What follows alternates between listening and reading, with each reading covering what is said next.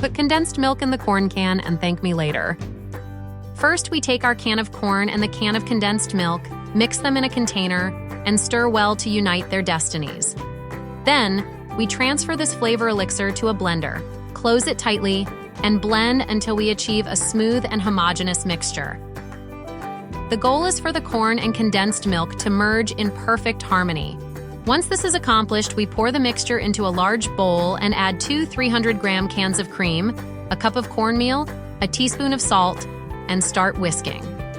We want all the ingredients to get to know each other, mix, and form a happy and delicious family. Shout out to Ana Marquez from Caracas, Pedro Gutierrez from Lima, and Lucia Fernandez from Montevideo. I hope you're as excited as I am to try this dish. We continue by adding a tablespoon of baking powder and whisk again. It's crucial to have the oven preheated so that our mixture doesn't lose its enthusiasm while waiting to be baked. Where in the world are you joining us on this culinary adventure? Share your location so we can send personalized greetings in our next recipe. Now, focusing on the baking mold, we generously grease it with butter, ensuring every corner is covered. Then, we sprinkle a bit of flour over the butter. This step is essential to create a non-stick barrier that will allow us to unmold our cake without any hassle. Here's something fascinating about this recipe. Combining corn with condensed milk is not only innovative, but it awakens a sweet and complex flavor, revolutionizing the traditional idea of corn cakes. To add a special and gourmet touch to our cake, we incorporate pieces of guava paste, previously dusted in all-purpose flour to prevent them from sinking.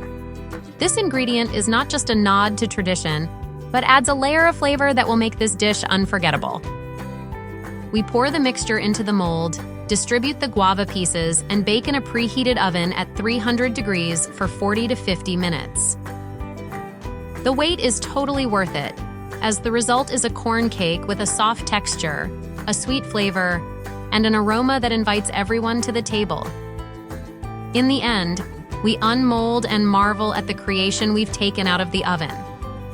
This corn cake is not just a feast for the senses, but also a testament to the power of experimentation in the kitchen. Now, I'd love to know what you think of this recipe. Do you dare to rate it from 1 to 5? And if you have any suggestions to make it even better, share your culinary wisdom with us. This flavor journey is just the beginning. Let's continue exploring, innovating, and above all, enjoying every bite. Until the next recipe,